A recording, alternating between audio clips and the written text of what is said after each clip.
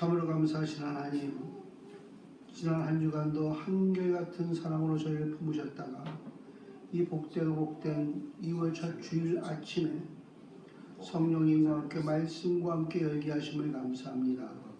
아버지, 저희가 하이레벨로 요리문답을 펼 때 이 아름답고도 놀라운 귀한 고백들이 저희 공동체의 고백이 되게 하옵소서. 왕 대신 예수님의 이름으로 기도드립니다. 아멘. 하이델베르그 요리문답 6번째 주일. 우리가 지난 시간에 5번째 주일날에 우리의 구원에 대하여, 우리의 구속에 대하여 공부를 했죠. 하이델베르그 요리문답의 대전제는 뭡니까? 사나 죽으나 당신의 유일한 위로는 무엇입니까? 라는 질문으로 시작을 해요. 즉, 우리에게 신앙, 또 그 근본인 성경이 왜 주어졌는가? 우리에게 위로를 주시기 위함이다. 더 나아가 인생들은 어떤 모양이 됐든 간에 하나님의 위로가 반드시 필요한 존재다. 우리는 위로가 필요한 존재입니다. 그런데 우리가 살아갈 때도 복되고 죽어서도 복되기 위해서 어떻게 해야 되나? 하늘 위로를 언제나 받고 살아가야 하나? 복된 인생을 살고 죽기 위해 무엇을 알아야 하는가? 그때 첫 번째가 나의 죄, 나의 비참함을 얼마나 큰가, 손댈 수 없는가. 나는 죄를 지을 수밖에 없는 죄인이고 내가 처한 환경이 찢겨져 처참하다 라는 것을 깨달아 아는 것이 첫걸음이라고 그랬죠. 내 인생에 위로가 필요 없다. 나는 위로가 필요 없다. 나는 나 혼자서도 잘 살 수 있다. 이러면 예수를 믿을 수가 없겠죠. 예수가 필요 없습니다. 그런데 내 인생이 피곤하고 곤고하고 진정으로 위로가 필요하다는 걸 깨달아 알 때 그는 하나님께로 돌아설 수 있게 되죠. 그래서 첫 걸음이 내 죄와 내 비참함이 얼마나 큰가에 대한 깨달음이 필요하다. 두 번째로 이와 같은 나의 모든 죄 그리고 나의 모든 비참함에서 어떻게 구원을 받을 수 있겠는가? 이것이 지난 시간부터 우리가 살펴보고 있는 내용이에요. 하나님과 다시 화목하고 하나님으로부터 어떻게 위로와 은혜를 받을 수 있겠는가? 길은 하나입니다. 하나님의 공의로우심이 만족되는 것 뿐인데, 즉 의로우신 하나님은 의로우신 방법으로만 용서가 가능하죠. 그럼 예수께서 우리를 위해 십자가에서 죽으셨다 라고 하는 그리스도 예수의 죽으심이 하나님의 사랑으로만 이해해서는 아니 된다. 하나님께서 우리를 사랑하셔서 예수가 죽었지만 그것이 전부가 아니다. 왜요? 그것이 전부라면 굳이 예수님께서 십자가에서 죽으실 일이 아니죠. 왜 죽으셨을까요? 바로 하나님의 의를 만족하게 하기 위함이다. 말씀드렸죠? 거룩하신 하나님은 거룩하신 방법대로, 정의로운 하나님은 정의로운 방법대로, 방법까지도 과정까지도 선해야 한다는 것을 알 수가 있습니다.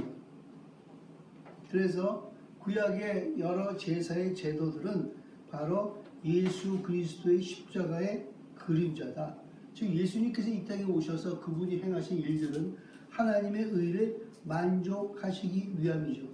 그것을 다른 표현으로는 우리에게 임할 영원한 형벌을 그분이 대표해서 감당하셨고, 그리고 하나님의 법, 곧 율법을 온전히 순종을 하셨다.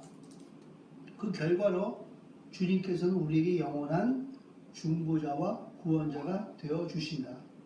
이것이 우리 삶에 너무도 중요한 영향을 끼친다.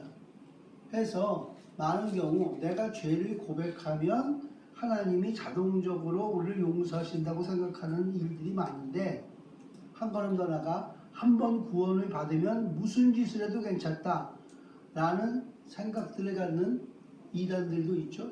대표적인 구원파가 있죠. 구원을 잘못 이해하고 있습니다.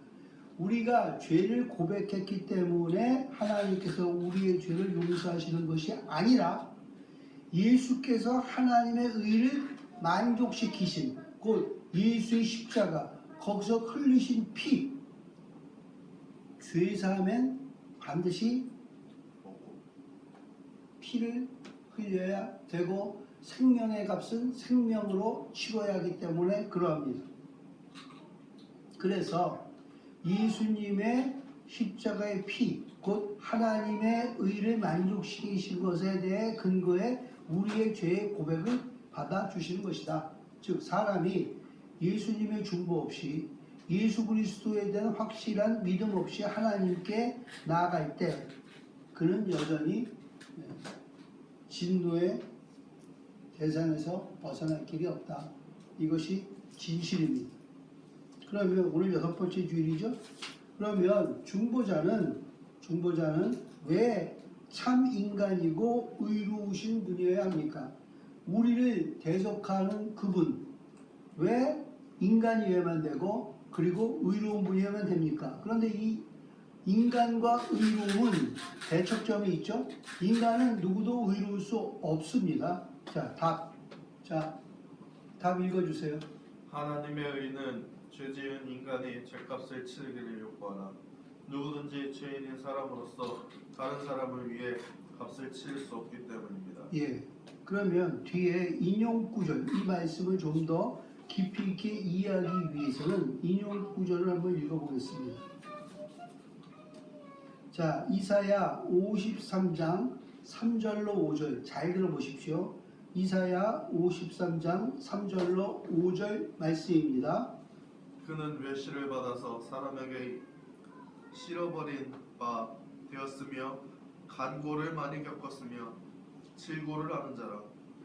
마치 사람들에게 얼굴을 가리우고 보지 않음을 받는 자 같아서 멸시를 당하였고 우리도 그를 귀히 여기지 아니하였도다.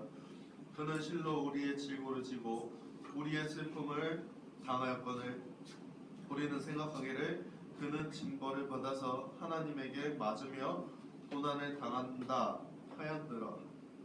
그가 찔림은 우리의 허물을 인하며 그가 상함은 우리의 죄악을 인함이라. 그가 징계를 받음으로 우리가 평화를 누리고 그가 채찍에 맞음으로 우리가 나음을 입었도다. 할렐루야. 아멘. 하나님의 아들 예수께서 사람의 몸을 입고 오셔서 무려 예수께서 이 땅에 태어나시기 전 500년 전에 선지자 이사야 입을 통해 예언의 말씀이죠. 그가 찔림은 우리의 허물을 인하며 그가 상함은 우리의 죄악을 인합니다. 그가 징계를 받음으로 우리가 평화를 누리고 그가 채찍에 맞음으로 우리가 나음을 입었도다. 아멘. 에스겔서 18장 4절에 보시면 모든 영혼이 다 내게 속한지라 아비의 영혼이 내게 속함같이 아들의 영혼도 내게 속하였나니 범죄하는 그 영혼이 죽으리라. 범죄하는 영혼은 죽을지라 아들은 아비의 죄악을 담당치 아니할 것이요 아비는 아들의 죄악을 담당치 아니하리니 의인의 의도 자기에게로 돌아가고 악인의 악도 자기에게로 돌아가리라. 이것이 진실이죠. 자, 로마서 5장 12절입니다. 잘 들어보십시오. 읽어주세요. 이러므로 한 사람으로 말미암아 죄가 세상에 들어오고 죄로 말미암아 사망이 왔나니 이와 같이 모든 사람의 죄를 지었으므로 사망이 모든 사람에게 이르렀느니라. 그러나 이 은사는 그 범죄와 같지 아니하니 곧 한 사람의 범죄를 인하여 많은 사람이 죽었은즉 더욱 하나님의 은혜와 또한 한 사람 예수 그리스도의 은혜로 말미암은 선물이 많은 사람에게 넘쳤으리라. 아멘. 첫사람 아담의 범죄로 모든 인생이 죄를 지을 수밖에 없는 존재가 되었는데 한 사람 예수로 말미암아 선물이라는 표현을 쓰죠. 많은 사람들이 그렇습니다. 아담의 얼굴도 쳐다본 적도 없고 밥 한 번 같이 안 먹었는데 왜 아담이 지은 죄를 내가 뒤집어 써야 되느냐? 원죄죠. 우리의 DNA예요. 그런데 예수로 말미암아 우리가 거기서 벗어날 수가 있다. 그 역시도 놀라운 선물이다. 이렇게 표현하고 있죠. 고린도전서 15장 21절에 놀라운 고백이 있습니다. 같이 읽어볼까요? 사망이 사람으로 말미암았으니 죽은 자의 부활도 사람으로 말미암는도다. 할렐루야. 아멘. 여러분, 사망이 첫사람 아담으로 말미암아 온 것처럼 죽은 자의 부활도 마지막 아담 예수 그리스도 사람으로 말미암아 온다. 그럼 죽은 자의 부활도 눈을 크게 뜨고 보십시오. 죽은 자의 부활도 죽어버렸는데 부활하는 것도 죽은 자의 부활이지만 이미 우리는 다 영혼이 죽은 자였습니다. 그런데 예수로 말미암아 우리의 영혼이 다시 살아나는 것이죠. 나를 믿으면 뭐라고요? 죽어도 살겠고 영원히 죽지 아니하리라. 영원히 죽지 않는다는 것이에요. 할렐루야. 우리가 죽은 자였는데 복음이 들어옴으로 말미암아 우리가 새로워져서 하나님을 아빠라고 부를 수 있게 되는 존재가 되었다. 그 놀라운 말씀을 하고 있죠. 자, 옆에 베드로전서 3장 18절 우리 같이 읽어보죠. 베드로전서 3장 18절입니다. 그리스도께서도 한 번 죄를 위하여 죽으사 의인으로서 불의한 자를 대신하셨으니 이는 우리를 하나님 앞으로 인도하려 하심이라. 육체로는 죽임을 당하시고 영으로는 살리심을 받으셨으니 아멘 아멘. 그러면 자 17문 질문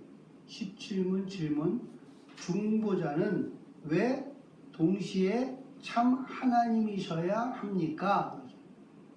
참 하나님, 참 인간 이런 표현을 쓰죠. 진정한 인간, 진정한 하나님. 그러면 앞에는 중보자가 사람이어야 된다 하는 사람에 대한 설명을 했고 지금은 이제 하나님이어야 된다는 것이 더 이야기가 황당하죠. 중보자가 하나님이어야 된다. 자, 그럼 답을 한번 읽어주십시오. 천천히 읽어주세요. 그의 신성의 능력으로 하나님의 진노의 짐을 그의 인성에 짊어지시며 또한 의와 생명을 획득하여 우리에게 돌려주시기 위함입니다. 아멘. 여기서 의는 거룩함이에요. 의로움이죠. 여기 생명은요. 여기 생명은 영원한 생명입니다. 죽지 않는 영원한 불사의 생명. 이것을 우리에게 돌려주시기 위함인데 신성, 신적인 능력으로 하나님의 저주와 심판의 짐을 그의 인성, 사람의 몸으로 아까 말씀드렸죠? 생명의 값은 생명으로 치러야 된다. 이 답변이 너무도 쉽지 않죠? 해서 성경 기준을 보시면 이해에 도움이 됩니다. 자, 이사야 9장 6절 읽어주세요. 이는 한 아기가 우리에게 낳고 한 아들을 우리에게 주신 바 되었는데 그 어깨에는 정사를 메었고 그 이름은 기묘자라 모사라 전능하신 하나님이라 영존하시는 아버지라 평강의 왕이라 할 것임이라. 아멘. 아멘.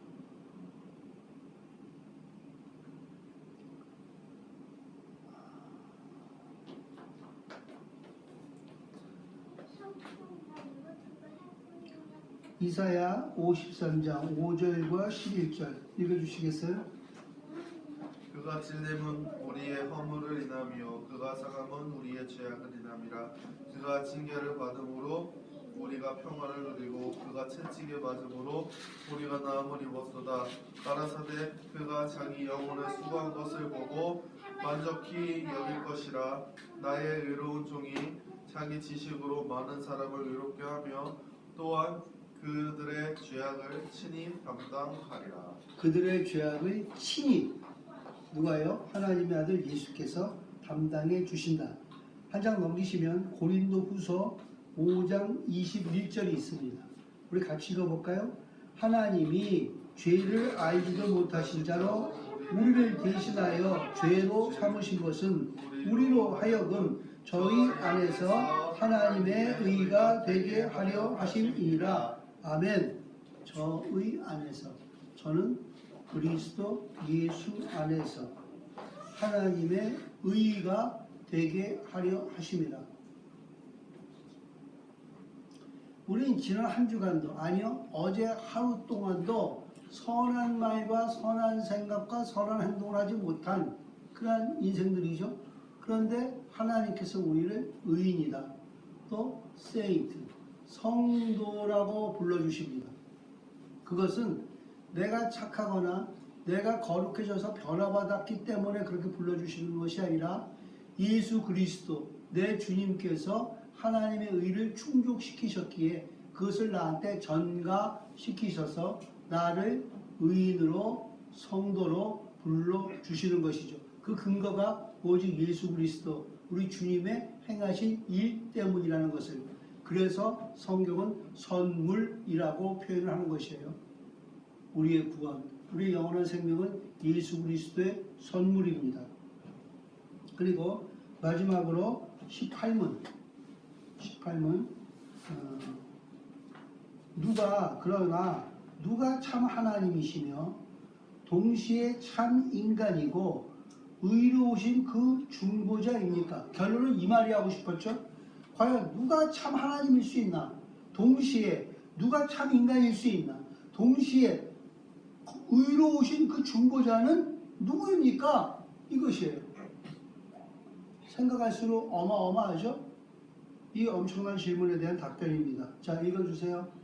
우리 주 예수 그리스도 즉 하나님께로서 나와서 우리에게 지혜와 의로움과 거룩함과 구속함이 되신 분입니다. 아멘. 예수께서 우리에게 무엇이 되신다고요? 지혜, 의로움, 거룩함, 구속함이 바로 우리의 주님이십니다. 예수님은 하나님으로부터 나와서 우리에게 지혜, 예수에 대해서 알지 못하면 그는 지혜가 있는 자가 아니죠. 하나님에 대한 지식이 없으면 사람에 대한 지식도 없고 자기가 누구인지도 모릅니다. 21세기 현대사회에서 자기가 누군지도 모른다 이렇게 얘기를 하면 불쾌하게 생각하는 사람들이 많겠죠. 그런데 인생은 하나님께로 돌이키지 않으면 자기가 누구인지 모릅니다. 자기가 꽤나 괜찮은 사람인 것으로 평생을 착각하며 살다가 착각 속에 죽는 게 인생이죠. 스스로 생각하는 만큼 대단한 존재가 아니죠. 흙으로 왔기 때문에 흙으로 돌아가는 티끌 같은 존재입니다. 그래서 예수가 우리에게 참 지혜를 주시고 그분이 우리를 의롭게 하시고 우리를 거룩하게 하시고 우리를 구속한다. 내가 예수를 믿어 예수의 소유가 된다라는 표현은 하나님의 아들 예수께서 나에게 속하고 예수님이 내 것이 된다는 것과 같은 얘기입니다. 부부가 한 몸이듯이 예수 믿게 되면 예수님과 내가 한 몸이 되는 것이에요. 예수 생명이 내 생명이 되고 예수 생명이 내 생명이 된다는 건 내가 불사의 존재가 된다는 것이죠. 육신은 죽어 흙으로 돌아가도 내 영혼은 주님과 함께 영원히 삽니다. 예, 우리 희재가 맞다고 그러잖아요.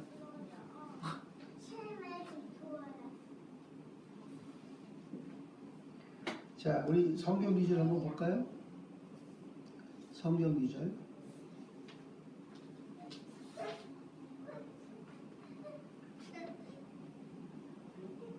로마서 8장 3절입니다. 로마서 8장 3절. 잘 들어보십시오. 율법이 육신으로 말미암아 예락할 수 없는 그것을 하나님은 하시나니 곧 죄를 인하여 자기 아들을 죄 있는 육신의 모양으로 보내어 육신의 죄를 정하사. 예. 이 로마서 8장 3절만큼 더 명확하고 세세하게 표현할 수 있는 방법은 없습니다. 율법이 육신으로 말미암아 연약하여 할 수 없는 그것을 하나님 법대로 살고 싶지 않은 사람이 어디 있습니까? 마음뿐이지 사라지나요? 살려고 노력해 본 사람은 다 알다시피 성경대로 사라지지가 않아요. 그런데 하나님께서는 하실 수 있죠. 곧 무슨 얘기예요? 죄로 인하여 자기 아들을 죄로 말미암아 죄 때문에 자기 아들 하나님의 아들을 죄 있는 육신의 모양으로 사람의 모습으로 인간으로 보내셔서 그 육신의 죄를 짊어지게 하셨다. 갈라디아서 4장 4절 같이 읽어볼까요? 때가 참에 하나님이 그 아들을 보내사 여자에게서 나게 하시고 율법 아래 나게 하신 것은 그러죠. 율법 아래 나게 하셨다. 이거는 사람의 몸을 입고 오셔서 배고픔도 알고 육체 유혹도 받으신다 이런 뜻인데 하나님께서 그 아들을 보내셨어요. 씨앗이 성령이죠. 우리는 모두 다 아담의 후손이에요. 우리가 아담이 났어요. 배는 하와가 불러왔고 하와가 고통 가운데 애를 낳죠. 그런데 아담의 후손이라고 얘기하는 것은 아담의 씨로. 우리는 정말 아버지가 있지 않습니까? 그런데 예수님은 바로 인간 아버지가 없어요. 호적상으로는 마리아의 남편 요셉이 아버지겠지만 친아버지는 아니죠. 그래서 처녀의 몸으로 아이를 갖게 하셔서 낳게 하셨다. 여자에게서 낳았다. 이런 표현을 씁니다. 자, 요한일서 5장 20절 읽어주시겠어요? 또 아는 것은 하나님의 아들이 이르러 우리에게 지각을 주사 우리로 참된 자를 알게 하신 것과 또한 우리가 참된 자 곧 그의 아들 예수 그리스도 안에 있는 것이니 그는 참 하나님이시요 영생이시라. 내가 아는 것은 하나님의 아들이 오셔서 우리에게 지각, 참 깨달음을 주셔서 우리로 참된 자를 알게 하신 것, 그것이 곧 영원한 생명입니다. 내 안에 영원한 생명이 있는 걸 어떻게 알 수 있느냐? 내가 예수를 믿는가? 이것은 하나님의 아들이 사람의 몸을 입고 처녀의 몸에서 잉태가 되어서 이 땅에 오셔서 왜 오셨느냐? 내 죄와 허물 때문에 오셨다. 나 대신 그분이 죽으셨다. 이 깨달음은 하나님이 주신 것이에요. 그걸 깨달아지고 그것이 믿어진다면 이미 내 안에 영원한 생명이 있다는 반증이 되는 것입니다.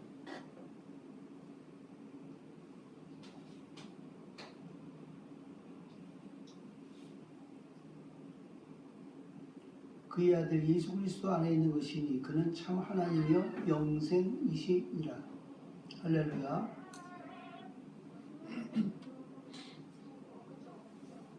우리 읽었지만 다시 한번 읽어볼까요? 그 9번에 이사야 53장 9절과 11절 다시 한번 읽어주시겠어요?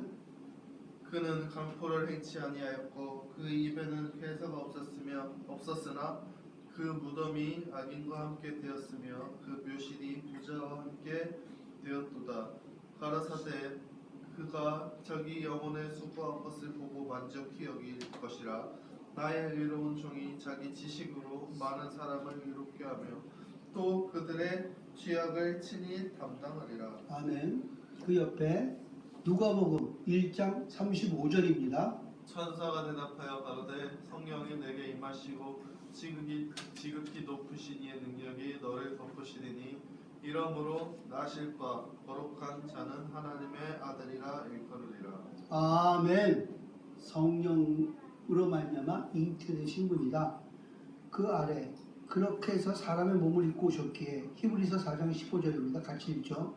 우리에게 있는 제사장은 우리의 연약함을 체휼하지 아니하는 자가 아니요 모든 일에 우리와 한결같이 시험을 받은 자로되 죄는 없으시니라. 우리는 너무나도 쉽게 거짓에 물들고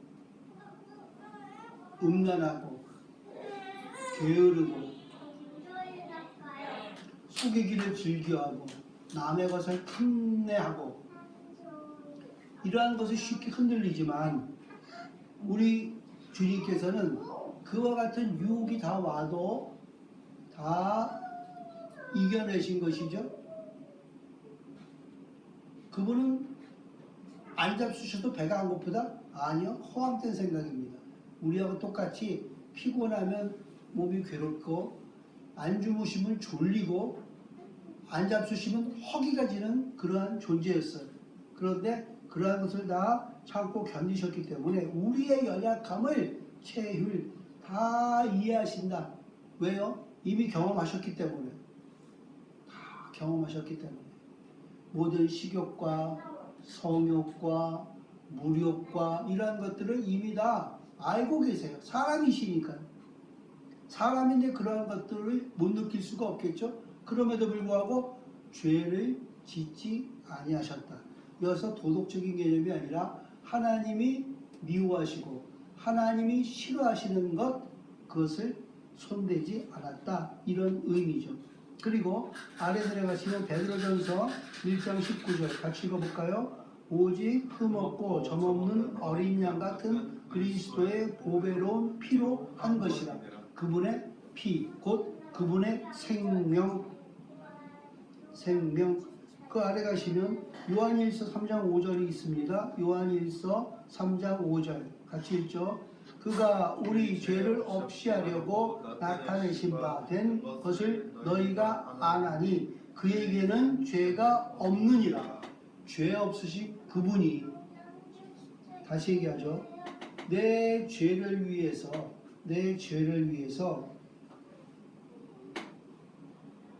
누구도 대신 죄값을 치를 수가 없는 것은, 자, 아들을 자기 생명보다 더 아끼는 아버지는 많을 거예요. 그런데 그 아들의 죄를 대신해서 아버지가 져줄 수 없다는 거예요.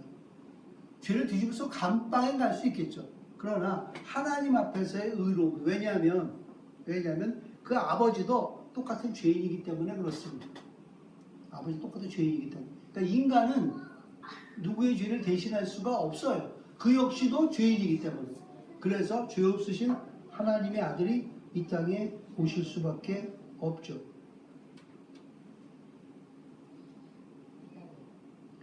우리 요한복음 14장 6절 같이 읽어볼까요? 예수께서 가라사대 내가 그 길이요 진리요 생명이니 나로 말미암지 않고는 아버지께로 올 자가 없느니라. 제가 예수님을 처음 믿을 때 이 요한복음 14장 16절이 제 심장에 꽂혔습니다. 주님이 스스로 가리켜 길이라고 말씀을 하셨어요. 어느 누구도 이 땅에 있는 어느 누구 내가 곧 길이다 라고 이야기한 사람은 없죠. 그뿐인가요? 내가 곧 진리다. 내가 곧 생명이다. 그러니까 나로 말미암지 않고는 하나님께로 갈 수 있는 자가 없다. 단언하십니다. 디모데전서 2장 5절입니다. 시작. 하나님은 한 분이시요 또 하나님과 사람 사이의 중보도 한 분이시니 곧 사람이신 그리스도 예수시라. 예수는 사람이시고 곧 하나님이십니다.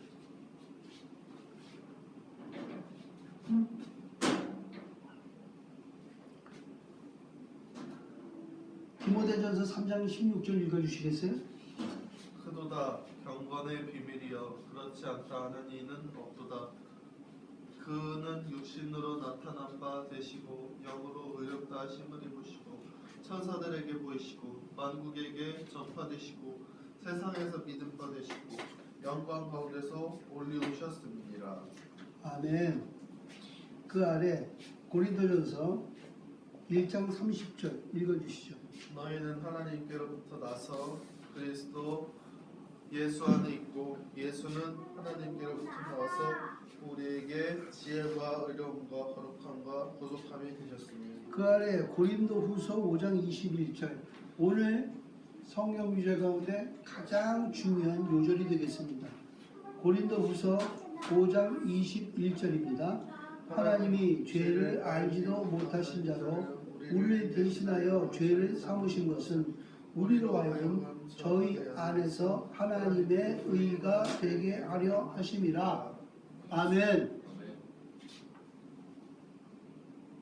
그래서 주님이 우리를 위해 십자가에서 피 흘려 돌아가신 것 우리에게 하나님의 의가 되게 하려 하심이라.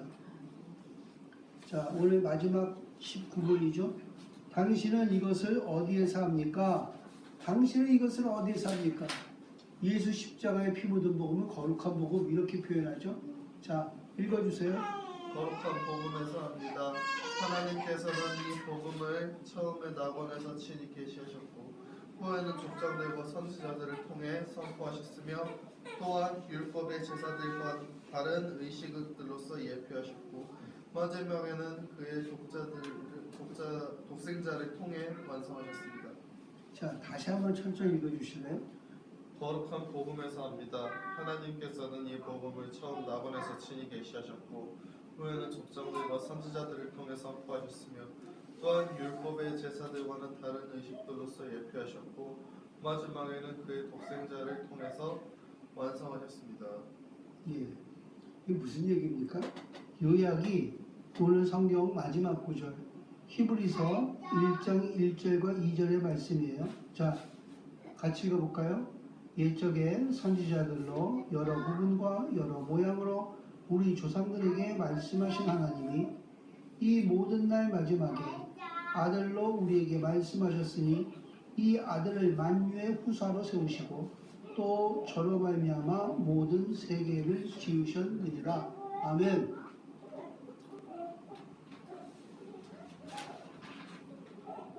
말씀이 육신이 돼서 오신 분이 예수시죠.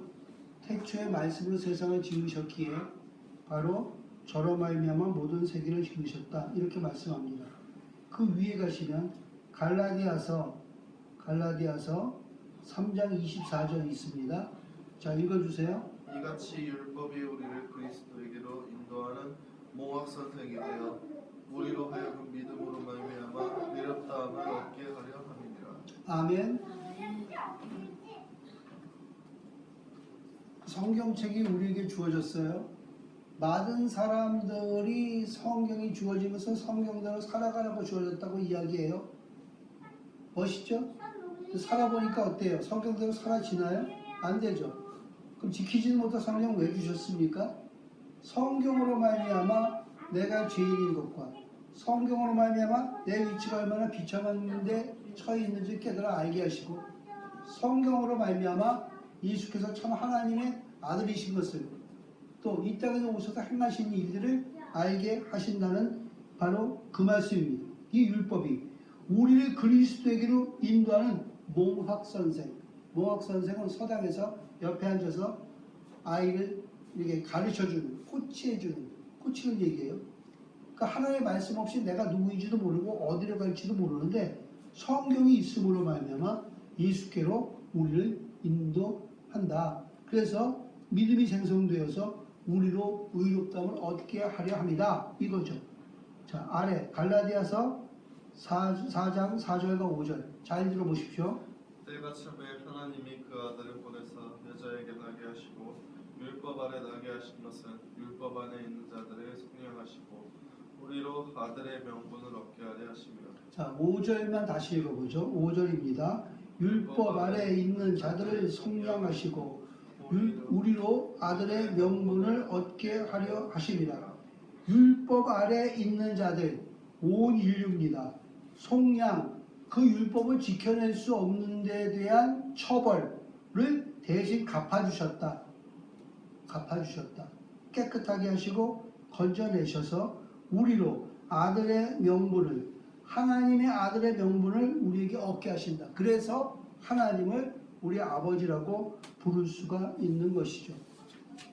말씀을 정리하고 맺겠습니다. 중보자의 조건은 하나님의 의를 완전히 만족시킬 수 있는 자격이 있어야 하는데 그분은 참 인간임과 동시에 의로운 자야 합니다. 인간의 죄는 인간이 해결해야 하지만 그것이 가능합니까? 그래서 그분은 참 하나님이셔야 된다. 사람은 하나님의 진노를 감당할 수가 없어요. 그래서 죄의 해결은 하나님이 해결해 주셔야 합니다. 하나님만이 하나님의 진노의 짐을 감당하실 수 있어요. 그래서 하나님의 아들이 사람의 몸, 곧 인성을 취하신 이유는 우리의 죄짐을 지시기 위해서죠. 이것이 바로 삼위일체 교리와 더불어 기독교의 핵심 권리입니다. 많은 이단들이 이것을 이해하지 못하기 때문에 참 인간인 것을 부정하죠. 이것을 올바로 고백하지 않는다면 그 사람은 참된 그리스도인이라고 할 수가 없습니다. 예수는 하나님이세요. 동시에 예수는 사람이십니다. 그러니까 예수를 사람이 아니고 하나님이라고 주장하는 것도 잘못됐고 예수를 하나님이 아니고 사람이라고 주장하는 것도 잘못된 것이에요. 거짓 이론이죠. 예수는 하나님이십니다. 동시에 사람이십니다. 할렐루야.